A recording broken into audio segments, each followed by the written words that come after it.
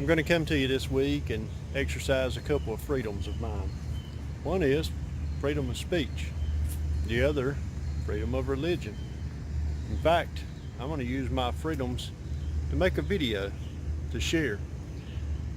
I'm proud to live in America. I'm proud to have the liberties and freedoms to be able to come to you each week and post a video. And I owe that freedom to some brave men and women.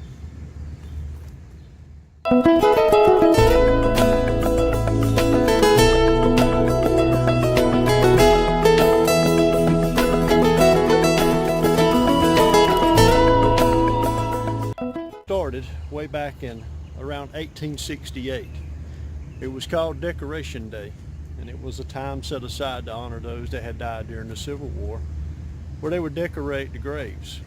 Later, Decoration Day became known as Memorial Day, and it wasn't until 1971 when Congress decided to enact the Uniformed Monday Holiday Act, and they established Memorial Day to commemorate the last Monday in May. Each year, we set aside that time to celebrate and honor those men and women who died in the service of our country to ensure that we have those liberties and freedoms. The Bible tells us in the book of John, greater love hath no man than to lay down his life for his friends. That speaks volumes. And I'd like to read you a quote that President James Garfield said at Arlington National Cemetery on May 30th, 1868. He says, "We do not know one promise these men made, one pledge they gave, one word they spoke, but we do know that they summed up and perfected by one supreme act the highest virtues of men and citizens. For love of country they accepted death, and thus resolved all doubts, and made immortal their patriotism and virtue." It's great to live in a country where we have so many freedoms and so much liberty, but it comes with a cost. And we want to remember those folks who paid the ultimate sacrifice for us to have those freedoms. You know, we have another freedom, and that's freedom from sin. And someone else laid down their life to give us the liberty and freedom from the bondage of sin. And that person was Jesus Christ. In Galatians chapter 5, verse 1, it says, "Stand fast, therefore, in the liberty wherewith Christ has made us free, and be not entangled again with the yoke of bondage."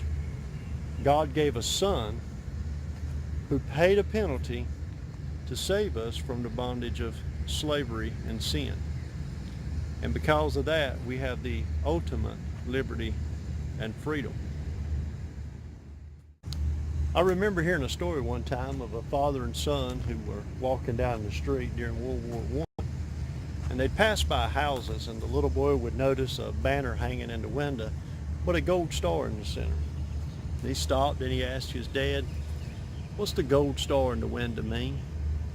The dad thought for a minute, and he said, "Well, son, that means that family gave a son for our liberty and freedom." The little boy that night was standing alone outside staring up at the sky, and his father come out and he said, "Son, what are you doing?" He said, "I'm looking at all the stars in the sky, Daddy." He said, "You know what? God must have given a son for our liberty and freedom too." On this Memorial Day, take a time and remember those brave men and women who paid the ultimate sacrifice all over this world so that we can enjoy the freedoms and liberty that we have. But also take some time and reflect on the work of Christ. Accept the work that he did on the cross to give you ultimate liberty and freedom from sin. In John chapter 8, verse 36, Jesus said these words, "So if the Son sets you free, you will be free indeed." We all have heard the Star-Spangled Banner. We've sung it, we know it by heart. And we're proud of our nation's national anthem. But how many of you know the very last verse to the Star-Spangled Banner? This is what it says. Oh, thus be it ever, when free man shall stand between their loved home and war's desolation. Blessed with victory and peace, may the heaven-rescued land praise the power that hath made and preserved us a nation. Then conquer we must when our cause it is just, and this be our motto, in God is our trust.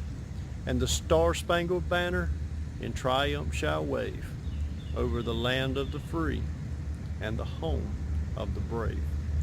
God bless you this coming week, and happy Memorial Day.